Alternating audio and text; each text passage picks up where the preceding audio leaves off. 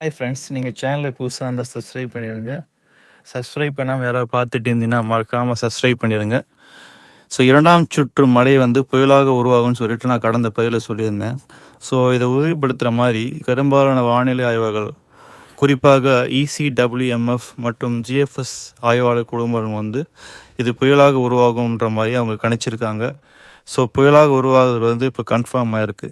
So இது புயலாக உருவாகி டெல்டா மாவட்டங்களை நோக்கி நகரும். டெல்டா மாவட்டங்கள்லாம் குறிப்பாக இது நாகப்பட்டினம் அருகே நகர்ந்து சிறிது நேரம் அங்கேயே நிலை கொண்டு பின்பு மரக்காணம் முதல் நாகப்பட்டினம் இடையே ஏதேனும் ஒரு பகுதியில் கரையை கடக்கும். ஆனால் இந்த புயல் பார்த்திங்கன்னா பெங்கால் புயலை போல தான் இருக்கும். ஸோ இதனால் வந்து நம்ம காற்று பாதிப்பு பெருசாக நம்ம வந்து பயப்பட தேவையில்லை. ஏன்னா இது மழையை கொடுக்கக்கூடிய நிகழ்வு. ஸோ நம்ம அதிக மழையை தான் நம்ம இதிலேருந்து எதிர்பார்க்கணும்.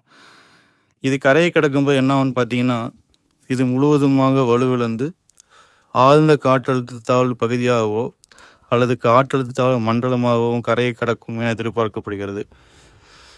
நார்மலாக ஒரு காற்றழுத்த தாழ்வு பகுதியாக கடந்தாவே நம்மளுக்கு வந்து நல்ல மழை கிடைக்கும். ஸோ தமிழ்நாட்டின் பெரும்பாலான மாவட்டங்கள் நல்ல மழை கிடைக்கும்.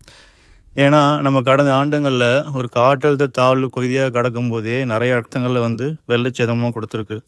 அப்படின்னா இது ஒரு ஆழ்ந்த காற்றழுத்த தாழ்வு பகுதியாக இருந்தால் எந்த அளவு மழையை கொடுக்கும் அப்படின்னு சொல்லிட்டு நீங்களே வந்து யோசிச்சு பாருங்கள்.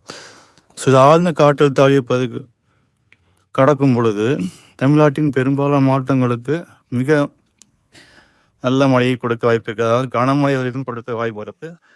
ஸோ இதனால் என்ன ஆகுன்னு பார்த்தீங்கன்னா, இது ஆழ்ந்த காற்றழுத்த தாழ்வு பகுதியாக கரையை கிடக்கிறதுனால இது வந்து முதல் சுற்றை விட அதிக அளவு முன்னேறி கர்நாடகாவின் பல்லாரி பகுதியை எட்டி பிடிக்கும்.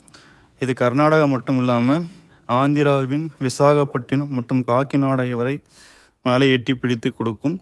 இது மட்டும் இல்லாமல் இது கேரளாவின் பல பகுதிகளிலும் நல்ல மழை கொடுக்கும் என்று தெரிகிறது.